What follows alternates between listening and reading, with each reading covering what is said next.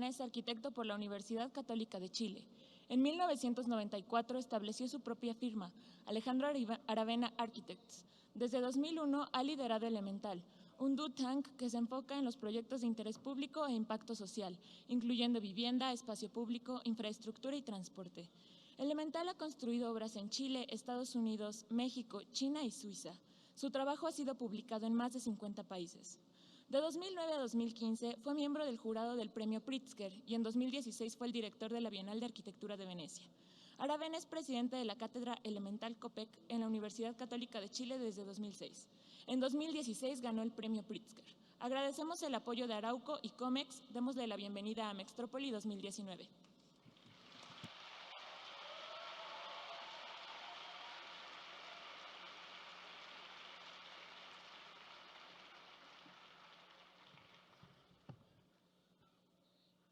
Hola, buenas tardes.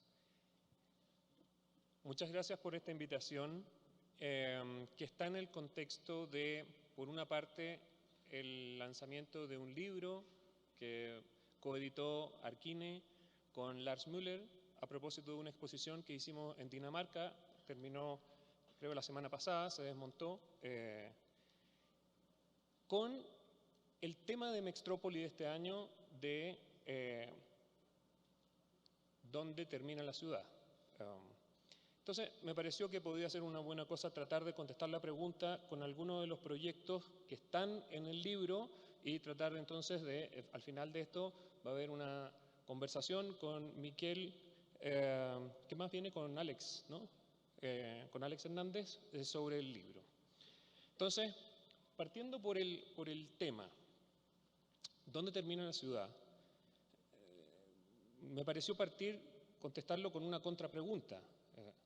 Pero ¿cuándo comienza? No dónde comienza, ¿cuándo comienza? En la medida que uno puede contestar esa pregunta, podrá entonces saber qué es lo que está quedando fuera en la ciudad, cuestión que importa. Y lo que me parecía relevante era entender que una ciudad comienza cuando hay una concentración de oportunidades.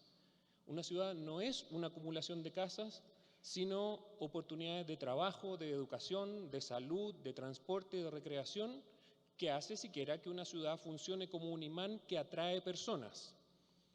Desde el momento que se concentran oportunidades hay una expectativa de mejora de calidad de vida, lo que explica que haya este fenómeno al cual estamos asistiendo hoy de migración hacia las ciudades que, por antiintuitivo que sea, es una buena noticia. El problema está en que la velocidad, la escala y la escasez de recursos con la que tendremos que responder a esta, en principio, buena noticia, transforma a la ciudad como imán al mismo tiempo en una especie de bomba de tiempo social y política. Si no mejoramos la calidad de vida de la gente que ha venido hacia las ciudades, vamos a tener un problema y esa gente que ha venido hacia las ciudades tiende a quedar ahí donde la ciudad ya terminó. Y en parte esta inequidad entre gente que accede a oportunidades y gente que queda fuera explica parte de la tensión que tenemos y con algunos de los proyectos me gustaría tratar de ejemplificar cuál podría ser una contribución de nuestro gremio de la arquitectura a una pregunta que excede con mucho esto no es un tema de arquitectos, es un tema de la sociedad en general. Entonces, dicho eso, la ciudad como concentración de oportunidades o como acumulación de casas, como términos excluyentes y opuestos, lo que en realidad tenemos hoy en día, creo que si cualquiera hace el ejercicio, es que hay una parte de la ciudad, A, donde están esas oportunidades, y luego otras periferias que no tienen nada de esto, B, que quedan lejos unas de las otras.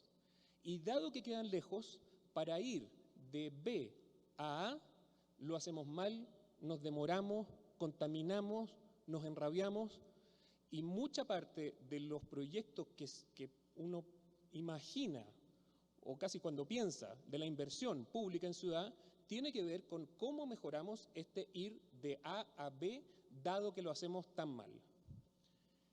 Y no es solo cómo hacemos mejor y más eficiente este tránsito de A a B, sino que, así como lo explica, creo, la vez que lo he explicado más brillantemente es por Enrique Peñalosa, que fue en algún momento alcalde de Bogotá, ha vuelto a ser alcalde de Bogotá. Él dice, Mi trabajo como tomador de decisiones es cómo asigno espacio a lo que hay entre una fachada y la otra. A mí lo que me importa como autoridad es el espacio vacío entre fachadas. Ustedes, arquitectos, si quieren le dan a la fachada de acá, de allá, un lenguaje, ojalá lo mejor posible, pero mi problema está en el espacio entre fachadas.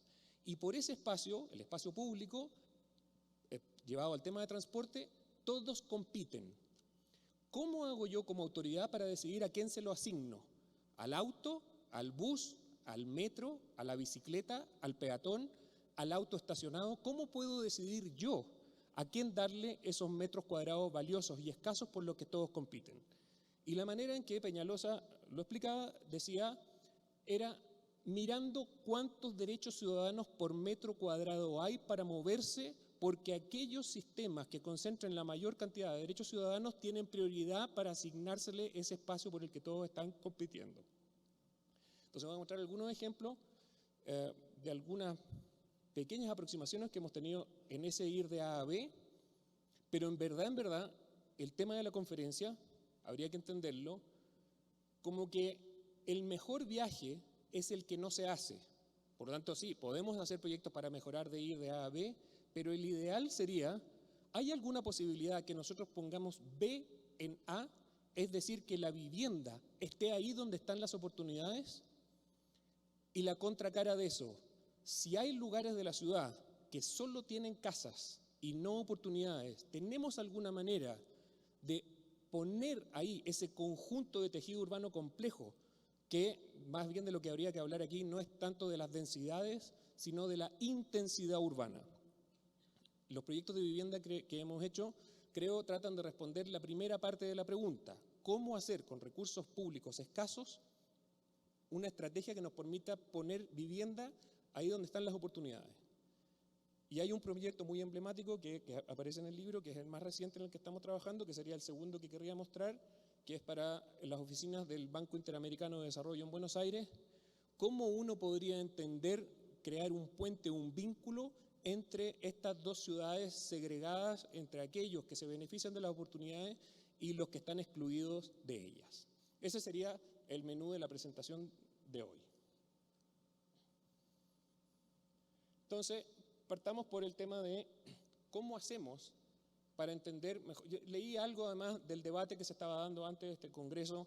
Entiendo que no solo un tema aquí en Ciudad de México, en cualquier lado. Si vamos a invertir en transporte, lo hacemos para autos, que ya fue el paradigma de las últimas 2 décadas, o vamos a invertir en transporte público. Pero dentro de transporte público, ¿en cuál?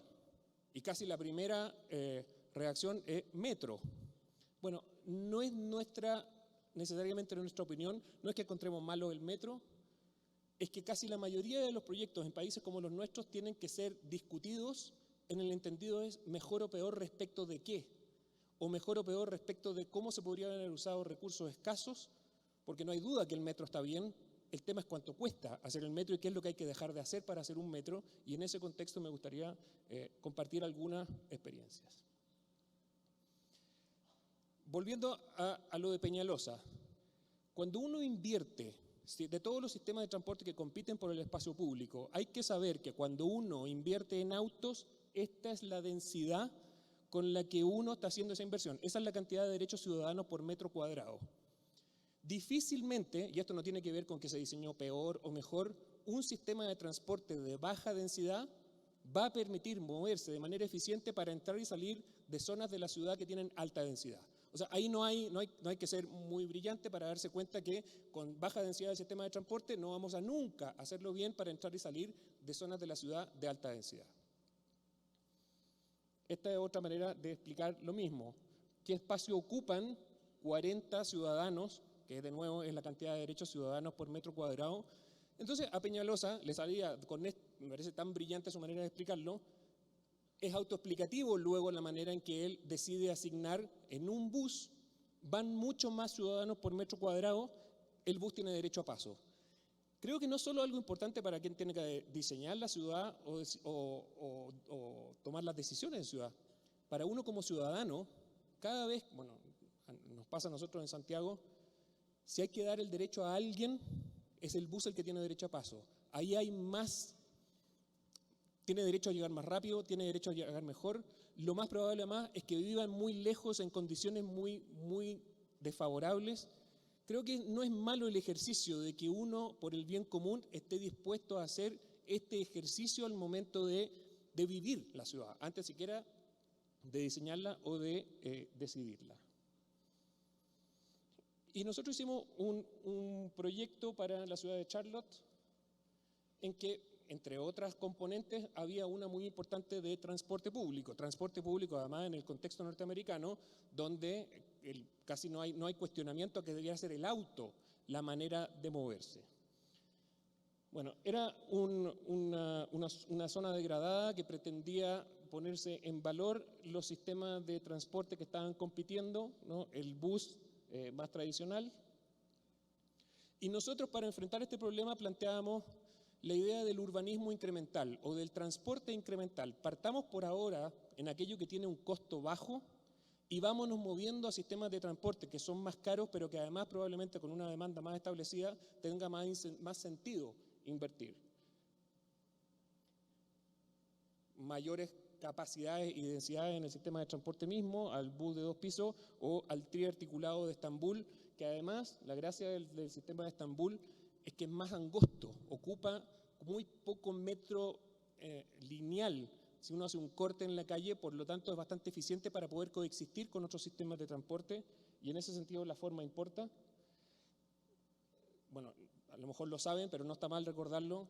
Lo que hace que un sistema de transporte público sea eficiente son dos cosas: la vía segregada y pagar el boleto o el ticket en el andén y no en la subida al bus. Lo que explica que un metro de A a B se demore lo que se demora son estas dos cuestiones.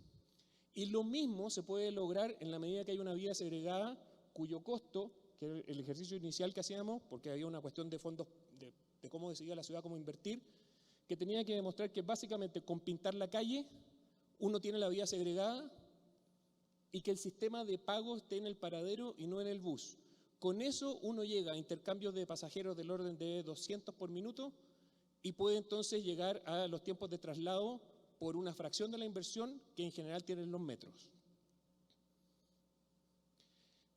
Pero además de esto, en Chile nos tocó trabajar en la discusión que había en un momento sobre una extensión de línea de metro. Y la discusión de metro es muy compleja porque tiene una especie de aura que es imbatible como beneficio público, como sistema de eficiencia, como salirse del sistema que ya está saturado, y efectivamente lo tiene. Si el problema del metro es que cuesta, no sé cuánto será en México porque depende de condiciones, pero en Chile $60 millones por kilómetro. Y cuando uno invierte $60 millones por kilómetro, lo que tiene que dejar de hacer es muy grave. En el análisis más fino que hacíamos nosotros, bueno, no es casualidad que uno de los fundadores de Elemental era ingeniero de transporte, parte de este lenguaje lo aprendimos de Andrés Jacobelli. Él decía, si uno analiza el metro, la mitad de ese costo es la construcción de la línea segregada propiamente tal. Puede ir por abajo, puede ir por arriba, es un poco más caro el túnel que ir elevado, pero esa es la mitad del costo. Los otros $30 millones son los trenes que ponemos encima. La razón por la cual se decide hacer un metro pocas veces sigue la lógica del transporte. Lo que explica en general inversiones de metro, son un par de miles de millones de dólares, es que mueve la economía, baja el desempleo. Son razones macroeconómicas, mucho más que el diagrama de flujo de una ciudad, lo que explica una inversión en metro. Y si uno sigue esa lógica, uno podría decir, ok, no es por el transporte, sino que por unas razones que exceden la discusión técnica del transporte, que uno tendría que todavía rendirse al metro, la construcción de la línea. Tiene el desempleo bajo. Pero la otra mitad del costo no le da el empleo a ningún chileno ni a ningún mexicano. Son los trenes que hay que comprárselos a Alstom, a Siemens o a Bombardier, que no tienen nada que ver con la economía local. Y en ese escenario uno se pregunta, bueno, ¿qué pasaría si hacemos la línea por estas razones que son macroeconómicas, pero arriba de la línea, en vez de poner trenes, ponemos buses?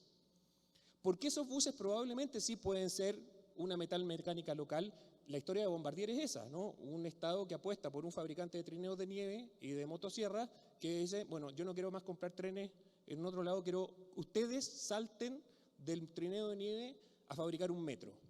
Bueno, ¿cuánto a propósito de un problema de transporte como el que tenemos podríamos nosotros usar para gatillar una industria local habiendo hecho esta combinación que le llamamos nosotros el protometro?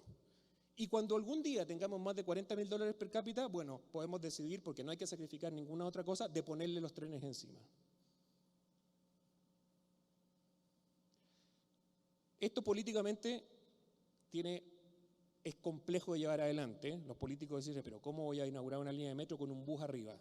Pero supongo que es del tipo de cuestiones que en la medida que en un foro como este se tiene como una discusión abierta, sabiendo qué se dejó de hacer. No tengo la conversión a dólares. En Chile, cuando se decidió la extensión de la línea 4 del metro, se estuvo dispuesto a gastar 3 millones de pesos por pasajero, 3 millones de pesos chilenos. El Transantiago, que es una especie de Transmilenio que cubre la ciudad completa, se gastó 300.000 pesos por pasajero. Por lo tanto, si uno quisiera comparar, podría haber hecho 10 veces más red de transporte en buses con línea segregada y con pasaje pagado en el andén, y me parece que es del tipo de discusiones, de nuevo, que no son absolutas, sino que son relativas, respecto de qué el metro lo está haciendo mejor o qué deje de hacer, que muchas veces no se ve. La falla del Transantiago muchas veces tendría que estar explicada porque se privilegió políticamente esto como alternativa, cuando uno podría haber equilibrado y haber puesto los buses, por ejemplo, arriba de las líneas y haber dado empleo. Dicho eso, sobre algunas claves que como arquitectos podríamos participar de ir de A a B de manera más eficiente, los otros dos puntos de respecto de el mejor viaje es este que no se hace. Bueno, aquí está mezclado el índice del libro. Una de las cosas que hicimos en el libro fue usar el presupuesto de la exposición. Esto es el catálogo de una muestra, como dije antes. Y el presupuesto lo usamos para hacer cosas que no habíamos hecho antes. Por ejemplo, ir a documentar todos los proyectos de vivienda que hemos construido desde el 2003 en adelante, cuestión que era muy importante porque la mitad de los metros cuadrados de los proyectos de vivienda que hacemos no los construimos nosotros. Y esto responde, le voy a explicar después, como parte de haber entendido la pregunta, cómo usar la incrementalidad para hacer frente a la escasez de recursos. Dado que no había plata, ¿cómo hacemos para no sacrificar la calidad de esos proyectos de vivienda? Entonces, una de las cosas que está en el libro es la documentación de cada una de las 2.500 unidades de vivienda, en el entendido que era importante saber y volver a estudiar cómo es ese proceso de pasar del estándar de vivienda social al de clase media, que ocurre no con el proyecto de arquitectura, sino que con la capacidad de las propias personas. El punto en vivienda era el siguiente. La evidencia muestra que un país rico o una familia con ahorro vive razonablemente bien en torno a los 80 metros cuadrados y eso es lo que entrega. Pero ¿qué pasa cuando no hay plata? La estrategia de los mercados y los gobiernos son dos: reducir el tamaño de la vivienda y alejar, ahí donde el suelo cuesta poco, ahí donde la ciudad ya terminó. Con fondos públicos es más o menos el caso del mundo en desarrollo, se pueden construir de en torno a los 40 metros que son vistos por los mercados conceptualmente como una casa chica. No me alcanza la plata, reduzco el tamaño de la casa. Y nuestro primer punto fue decir, bueno, ¿qué pasaría si esos 40 metros cuadrados, en vez de verlos como una casa chica, los vemos como la mitad de esa casa buena de 80 metros? La evidencia, por lo demás, mostraba que los procesos de autoconstrucción o cuando una familia recibe un proyecto de subsidio, se estabiliza ese proceso de crecimiento en torno a los 80. Ocurre de hecho así, aunque uno no lo quiera. Y eso puede pasar a pesar del diseño o gracias al diseño. Y dado que iba a ocurrir igual, ¿cómo hacemos nosotros para que la autoconstrucción sea parte de la solución y no parte del problema? Hay ahí una enorme capacidad que tiene que ser canalizada más que sustituida o reemplazada. Entonces, el primer punto era los mismos 40 metros que de hecho se pueden construir como media casa buena en vez de una casa chica. Y cuando uno reformula la pregunta como media casa buena, lo clave es ¿qué mitad hacemos? Y la definición de una política pública es hacer aquella mitad que una familia no va a poder hacer bien por cuenta propia. e identificamos un conjunto de 5 condiciones de diseño que pertenecen a esa mitad que una familia difícilmente hará bien por cuenta propia. Y de esa mitad nos hacemos cargo con fondos públicos. Ese era un punto. El segundo punto es que la vivienda, casi por definición, es una inversión. Todos quienes se compran una vivienda, que probablemente sea el caso de todos los que pueden venir a este congreso, esperan que aumente de valor en el tiempo. En vivienda social se parece más a comprarse un auto que a comprarse una casa. Cada día que pasa el valor de esa vivienda se deprecia.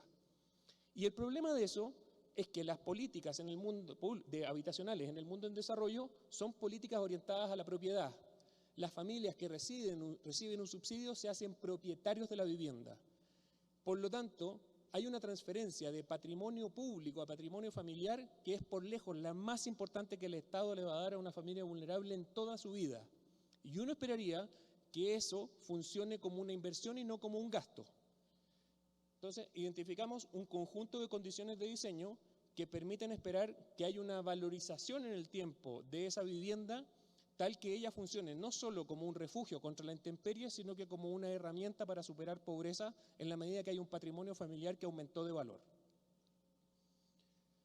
Estos eran los 2 puntos que me interesaba recordar para ir a ver cómo le fue a los proyectos de vivienda en el tiempo, sabiendo, esta fue la ecuación que nos tocó resolver en el primer proyecto de vivienda en el norte de Chile, usando un subsidio público de $7.500, que estaba compuesto de $7.200 de subsidio del Estado, más $300 de ahorro familiar.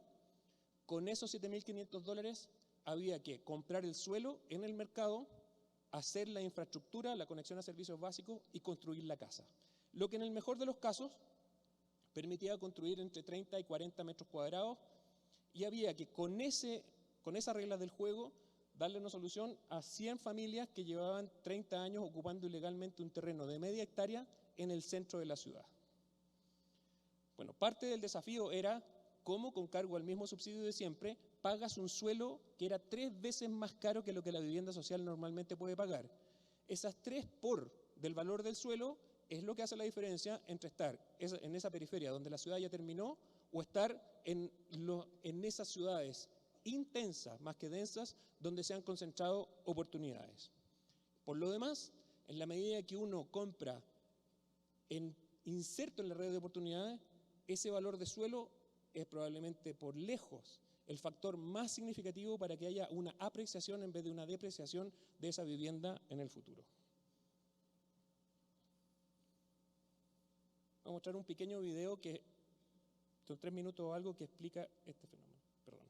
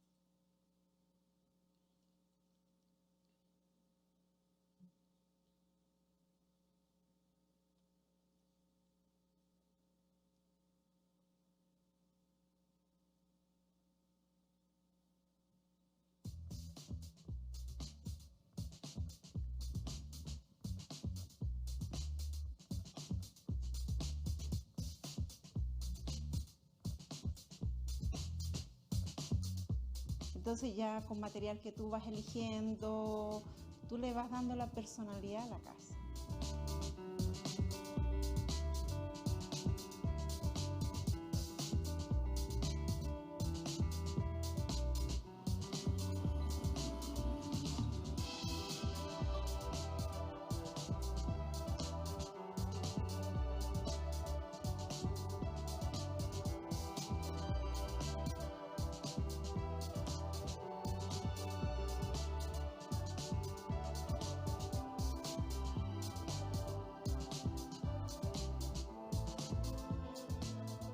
We will have to build a 1 million people city per week with $10,000 per family to accommodate people coming to cities. If we don't solve this equation, it is not that people will stop coming to cities. They will come anyhow, but they will live in awful conditions.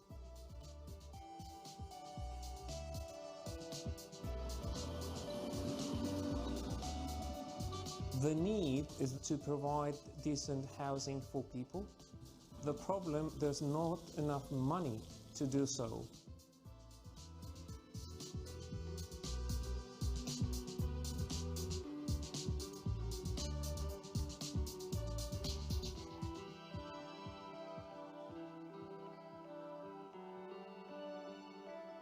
If you can't do everything right now because you don't have the money, allow over time that families themselves complete what you cannot pay on day one with public funding.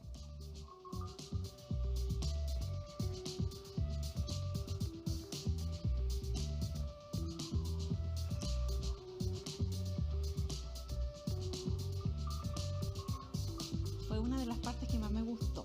Tú puedes construir como quieras tu casa, puedes ampliarla como quieras.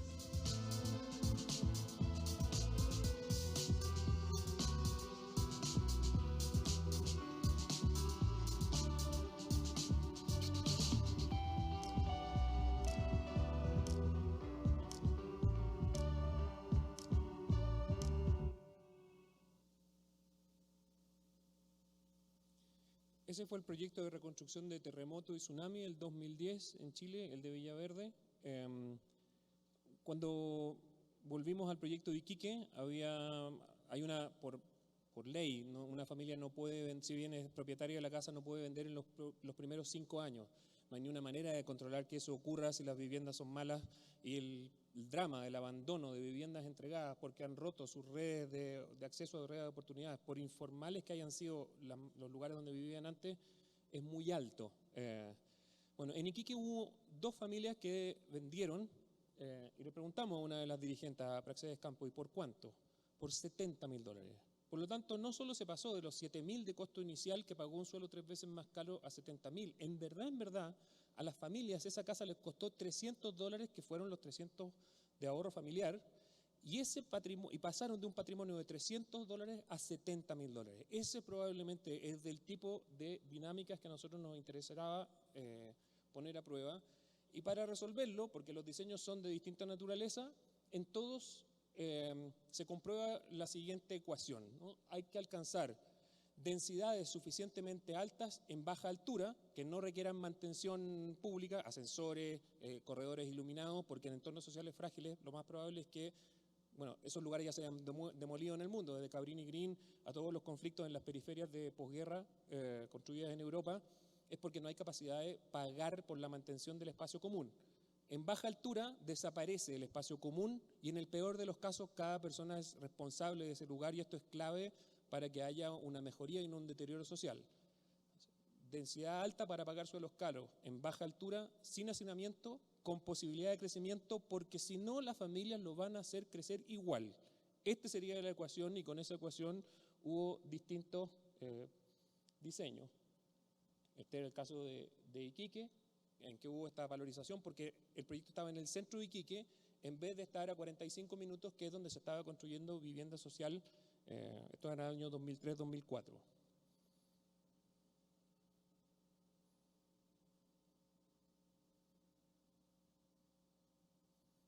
La referencia al proyecto de México es el que está en Monterrey, en las Anacuas.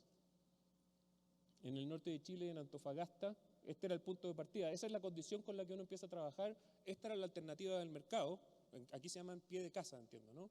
Que no tienen ni una capacidad en el futuro de poder, primero porque están lejos, pero además porque tienen un diseño que no se hace cargo de esa segunda mitad de la casa que va a llegar al estándar de clase media. Si se fijan, básicamente lo que uno construye es una caseta sanitaria con muro cortafuego, con el baño, la cocina y la escalera. O sea, llevado a su núcleo más radical es eso. Eventualmente hay algo de panelería, pero en la medida que esa gente quedó cerca del centro, este es el proceso de transformación que empieza a ocurrir. Esto en el norte de Chile, en el desierto, y como el objetivo era con las mismas reglas del juego del mercado y de la política habitacional, poder demostrar que haces algo mejor que la competencia, fue con la lógica que empezamos a trabajar. Y el mercado, sobre todo el mercado de las grandes constructoras, siempre tiene una excusa, ¿no? Entonces, al principio era, bueno, pero en Iquique o en Antofagasta es desierto, no llueve. Si les toca con lluvia, otra vez el caso. Entonces, nos movimos en Santiago a proyectos con techos en pendiente en barrios relativamente bien localizados. Este proyecto... ¿Funciona? Bueno, da igual. La parte de arriba del camino, era donde estaba ese asentamiento informal. Al otro lado del camino, en un basural, es donde terminamos construyendo ese proyecto de vivienda. En este caso, el valor comercial no era alto, pero el valor del mejoramiento de suelo, del terreno hacia abajo, era lo que lo hacía costar finalmente 3 veces más que lo que la vivienda social normalmente paga antes de siquiera poner la casa encima. El proyecto en Renca. Y en el tiempo también ha ocurrido este proceso de valorización y de pertenencia. En este caso yo creo que nadie ha vendido su casa. Entonces dije, bueno, pero Renca es una comuna de clase media-baja, a 20 minutos del centro, no a 3 horas, como se estaba construyendo vivienda social. Entonces dijimos, bueno, vamos a Barnechea, que es el barrio más rico de la ciudad, donde el suelo, todo era más caro, no solo el suelo, pero la gente ahí tenía sus trabajos, los niños estaban en los colegios de algunas fundaciones, que es donde siquiera hay algún futuro. El punto de partida al lado del río Mapocho era el de la izquierda. El mercado había tratado de hacer algo en esta línea de acá, pero que había tenido muy mala vida posterior. 3 metros de frente para la vivienda. Hagan el ejercicio mental, en 3 metros el pasillo mide 80 centímetros. Si tengo una escalera, porque la casa tiene 3 pisos, tengo que devolverme a tomar el siguiente tramo de escalera. Un dormitorio termina teniendo 1,40 m de ancho. O sea, esos son del tipo de cuestiones que nosotros no podíamos volver a tocar esa tecla. Nos llevamos la tipología de vivienda a 4,50 metros. En 3 metros hay un recinto limpio, sin circulaciones. En 1,50 m no solo cabe escalera más retorno, es un baño que puede tener tina o una cocina en el primer piso. Y es ahí donde, ¿cierto?, no es ciencia aeroespacial, son cosas sencillas, pero que por alguna razón los diseñadores no estamos entendiendo que a veces esa precisión lo que hace toda la diferencia en el desarrollo futuro de una vivienda. Entonces, claro, este es el caso de Barnechea, que siendo el barrio más caro de Santiago, claro, estas viviendas hoy día probablemente sean impagables incluso para cualquiera de nosotros. Y este es el caso de Villaverde, que se mostraba en el video de la BBC, donde de nuevo, los 40 metros están en esa parte inicial, con baños y cocina en la escalera de los 2 dormitorios arriba, que pueden crecer a 4 dormitorios o a un living comedor de 3x6 en el primer piso.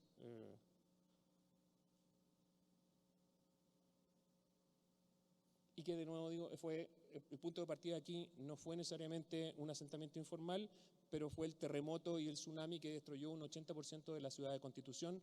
Por lo tanto, había no solo escasez de plata, sino además escasez de tiempo. O sea, había que reconstruir muy rápido, y la pregunta siempre es como, ¿reconstruyo bien o rápido? Bueno, en la medida que uno se concentra en la mitad más difícil de la casa, se pueden hacer ambas.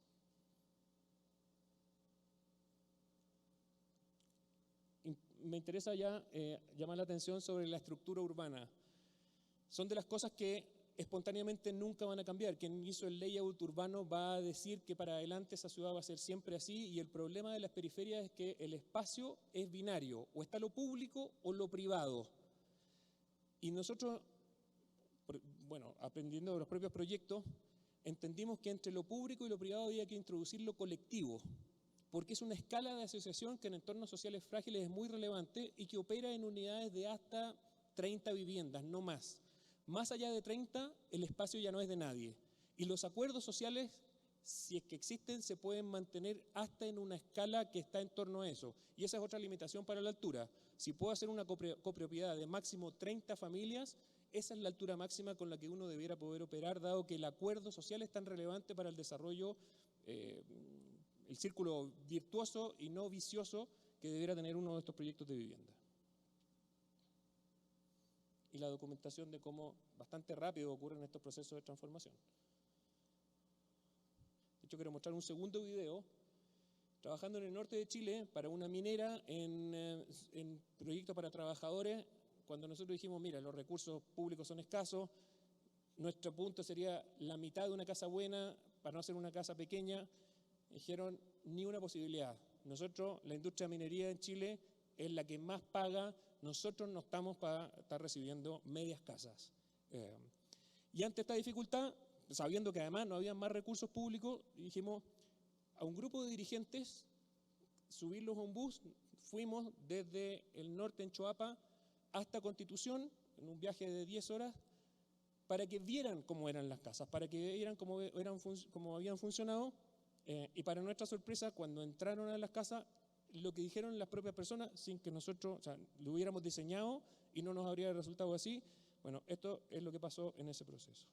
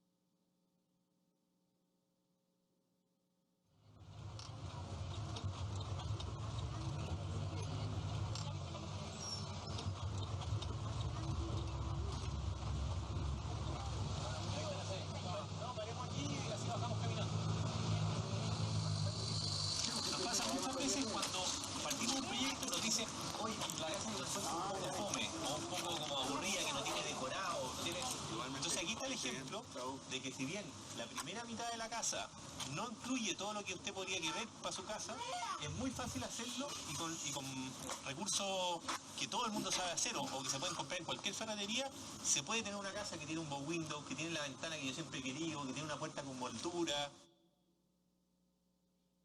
¿Le gustaron? Me encantó. ¿Sí? Sí. Es el sueño que uno quiere. Tener un buen patio, porque yo no tengo patio donde yo vivo. Entonces, con mi espacio de negocio, ojalá me toque casa esquina, ¿no? Estaríamos ideal, pero no, está preciosa.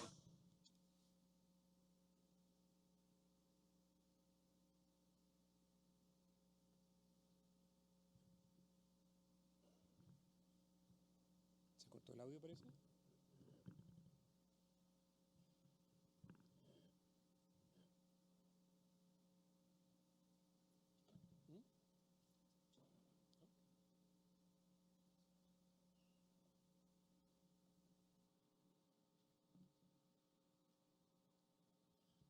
Bueno, se puede leer los subtítulos por mientras.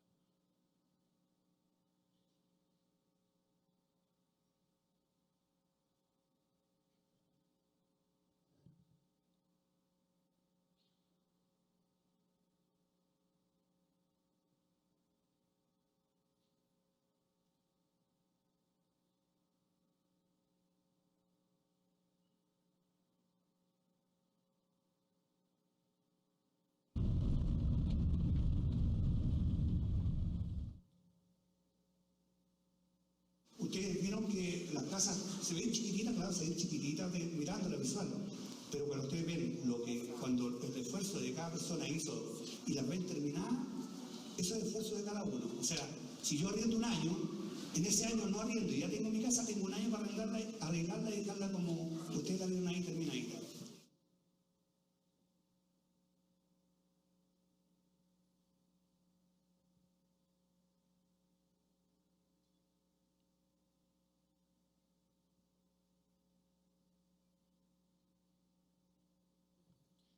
Bueno, y con el feedback, eventualmente hay otras dimensiones más allá de la puramente práctica, ¿no? En uno de los últimos proyectos de vivienda que inauguramos en Yungay para el plan de trabajadores de Arauco, en una de las casas estaba este dibujo pegado en la ventana.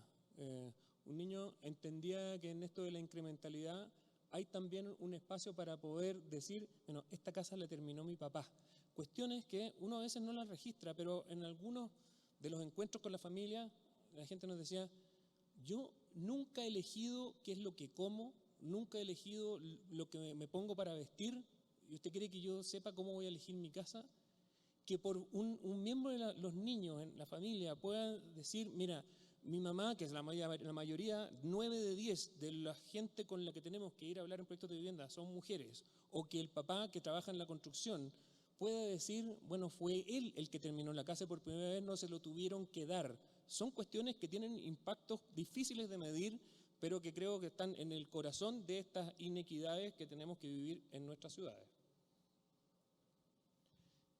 Y esto, claro, en algún ejercicio que hacíamos, esto es lo que entrega Minha Casa, Minha Vida en Brasil, 600.000 unidades de vivienda al año, bueno, hay películas sobre esto. Bueno, ¿qué pasaría si uno entregara esto mismo y dado la eficiencia en el uso de recursos, uno pudiera comprar esos suelos dentro de las redes de oportunidades de la ciudad? El cálculo económico está hecho. Dentro de esa regla del juego, cuesta lo mismo hacerlo así que no.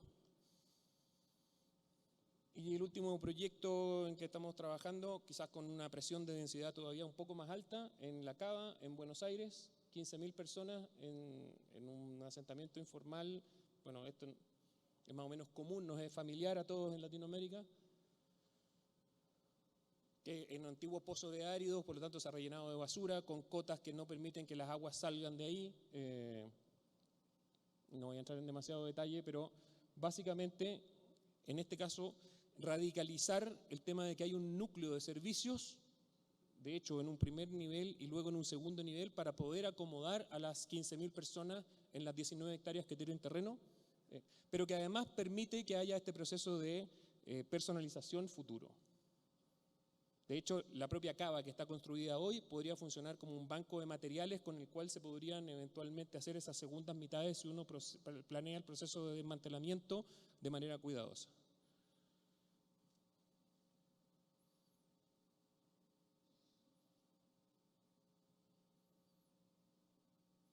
Bueno, esto respecto de cómo llevar B a A. ¿Cómo poner ahora A en B? O al menos cómo conectar dos realidades de la ciudad que se necesitan mutuamente. Y para eso me gustaría presentar el proyecto que estamos haciendo para la sede central, la oficina del Banco Interamericano de Desarrollo en Buenos Aires, la más importante que va a tener el BID fuera de Washington, que partió de la siguiente premisa. Si el BID hubiera hecho lo esperable, habría comprado un terreno en Recoleta, que es más o menos ahí, o en el distrito financiero, cualquiera de esos, y haber hecho su edificio corporativo. Pero el banco se preguntó, sí, somos un banco, pero somos un banco de desarrollo. ¿Qué deberíamos hacer nosotros distinto de un banco? ¿Podemos nosotros a nuestro propio edificio pedirle que gatille el nivel de desarrollo que esperamos de los proyectos que financiamos? Y empezó a estudiar el caso de su propia sede como si fuera un proyecto de los que ellos financian, con el mandato del presidente del banco, en acuerdo con la ciudad. Uno de los proyectos más importantes que el BID está financiando en Buenos Aires es el tratamiento y mejora de Villa 31, que está acá abajo, que es un asentamiento informal de 50.000 personas, la mitad de esos son inmigrantes, que está al frente del metro cuadrado más caro de Buenos Aires. Entonces, el mandato del banco fue: vamos a hacer nuestra sede dentro de la Villa 31. Villa 31, no sé quién ha estado en Buenos Aires, pero cuando se llega a Aeroparque, se va por la autopista Ilia, que pasa sobre el barrio 31 y va a desembocar a la 9 de julio. Estamos hablando como del núcleo de Buenos Aires, que en la relación con la autopista es esta de acá, que viven no solamente como al lado de la autopista, sino en verdad por todos lados de la autopista.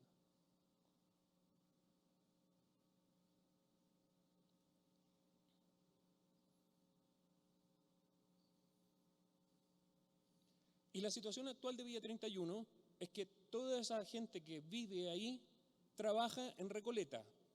Es gente que ni siquiera puede tomar transporte público, que hoy en día camina, y para llegar a sus lugares de trabajo, o donde están los colegios, o donde están los centros de salud, camina hasta donde está la flecha, ahí al fondo, que es Retiro, la estación de Retiro, y después vuelve a caminar de vuelta. Se demoran más o menos 1 hora en llegar a esa ciudad que concentró las oportunidades de las cuales ellos están marginados, pero están al lado.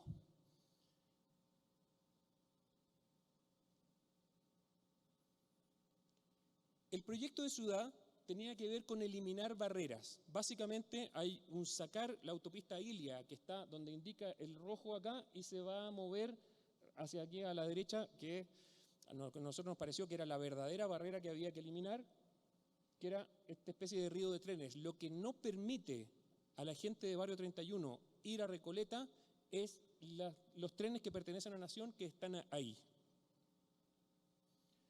Entonces, en el análisis bastante frío, porque entendíamos que había una operación, ya era muy audaz que ciudad y banco se hubieran puesto de acuerdo para decir, bueno, vamos a poner nuestro edificio en el medio del Barrio 31, sería muy malo que después de hacer una operación como esa, quedara como un puro gesto populista o demagógico o fuera un elefante blanco, porque con eso además para cualquier otra institución que quiera hacer algo de esa naturaleza, tienen la excusa perfecta. Mira, si nosotros también nos encantaría ayudar a la ciudad informal, pero mira lo que pasa cuando se trata de hacer así. Entonces era muy relevante que este proyecto hubiera analizado como muy fríamente, más allá de la buena voluntad que había y de la audacia que había en un encargo como ese, que hubiera identificado las condiciones que tenía que cumplir, y de hecho las tenía que cumplir ciudad, para siquiera el BID pudiera ser su edificio. Tenía 4 condiciones. La primera, levantarse del suelo por sobre el barrio existente para poder tener los estándares que en Washington le iban a pedir a la presentación del caso de luz natural, ventilación. O sea, esto tenía que cumplir los estándares internacionales de trabajo, de lo contrario ni siquiera se aprueba el proyecto. Entonces, levantarse por sobre el lugar, que implicaba hacer una normativa nueva para lo que se pretendía hacer como plan regulador para Villa 31. Liberar suelo, que es por lejos el recurso más escaso y más valioso en un asentamiento informal, espacio público donde juntarse. En este asentamiento la proporción entre espacio público y privado es menos de 1 a 10. Casi lo único que hay es circulación, donde ni siquiera caben autos, ambulancias o carros de bomberos.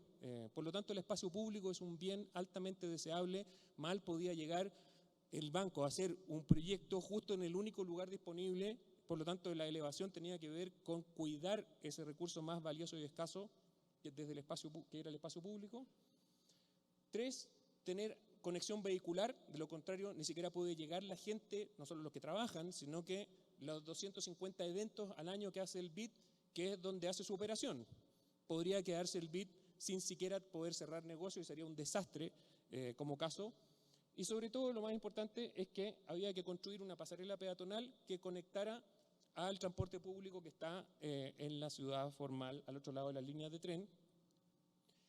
Este proyecto generaba un sinnúmero de miedos, ansiedades. El staff del banco decía, ¿y yo cómo voy a ir a trabajar? Si me tengo que quedar trabajando hasta tarde, ¿cómo salgo de ahí? ¿Quién me garantiza que va a ser seguro salir de ahí? O sea, cuestiones muy, muy reales y muy prácticas. No es una cosa como teórica o abstracta. Y frente a ese análisis de un proyecto que tenía que pedir, o sea, que tenía que satisfacer 4 condiciones con cargo al presupuesto de ciudad, con la dificultad de que ciudad ni siquiera tenía la jurisdicción para operar fuera de los límites administrativos de Barrio 31, entonces nosotros dijimos, ¿y qué pasaría si el proyecto del banco fuera él mismo las 4 condiciones? ¿Qué pasaría si el proyecto del banco fuera él mismo el puente?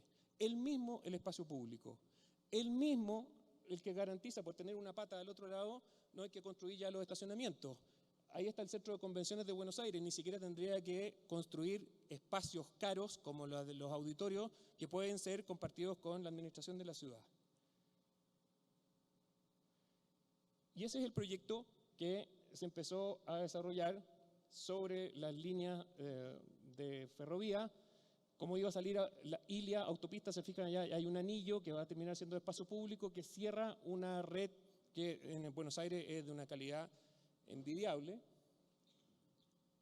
Pero sobre todo lo que ocurría era que al hacer del puente la conexión entre la ciudad informal y la formal, dentro de esa hora de caminata actual, ese era el nivel de esa ciudad con centro de oportunidades, centro de salud 3, educación 165, cultura 35, y los tipos de empleo en los que esta gente podía acceder dentro de esa hora de caminata eran del orden de 300.000.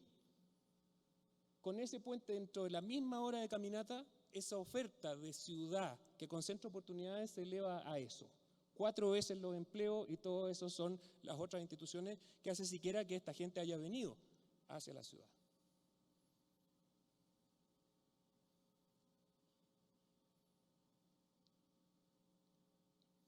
Tenía varias dificultades el proyecto, algunas internas, como por ejemplo decirle a la gente del banco que iban a tener que trabajar en un lugar así. Claro, altura de peatones así, pero para salvar el gálibo de los trenes, al cual se le suma el gálibo de la autopista, esto tenía que estar a 18 metros de altura. Y a 18 metros de altura este es el lugar.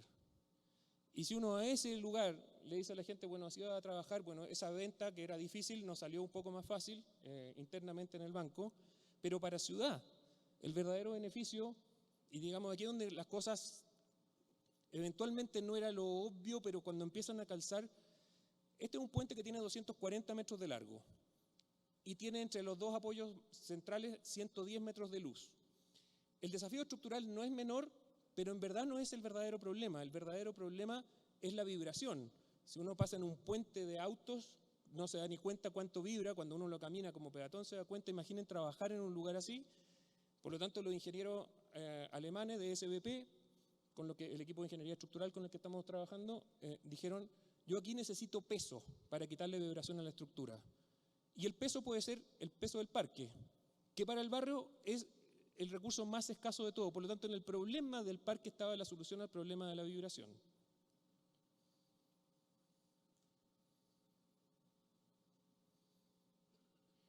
Y este es como nosotros visualizábamos el edificio, y que de noche iba a cambiar bastante estándares de iluminación, pero dije que tenía un problema interno o algunos problemas internos y uno externo, que es que había que cambiar la ley en el Congreso para poder usar el espacio aéreo sobre las líneas de tren que pertenecían a Nación. Y, claro, son de las cosas que uno dice, si voy a tener que entrar a hacer un edificio, suponiendo que para que ocurra tengo que cambiar una ley en el Congreso, son del tipo de cosas que uno evita. Pero había una ventana de oportunidad en que ha pasado pocas veces en la historia de Buenos Aires, en que el gobierno de ciudad y el gobierno de nación eran de la misma coalición política y había que ingresar este proyecto, que en primera lectura en noviembre y en segunda lectura en diciembre, ellos calcularon que tenían una ventaja de 2 votos para hacer el cambio de la ley que permitiera el uso de derechos aéreos y conceder por una cantidad de años el uso al banco. Y para nuestra sorpresa, la votación en diciembre fue 46-12. Supongo que son el tipo de cuestiones que en la medida que vamos a tener que integrar que la operación en ciudad va a ser cada vez más compleja. Esto es un proyecto a la vez de infraestructura, de transporte, de una institución, de espacio público, son 4 cosas a la vez. Y esto probablemente sea una de las claves con las que tendremos que enfrentar el desafío de nuestras ciudades en el futuro. Muchas gracias.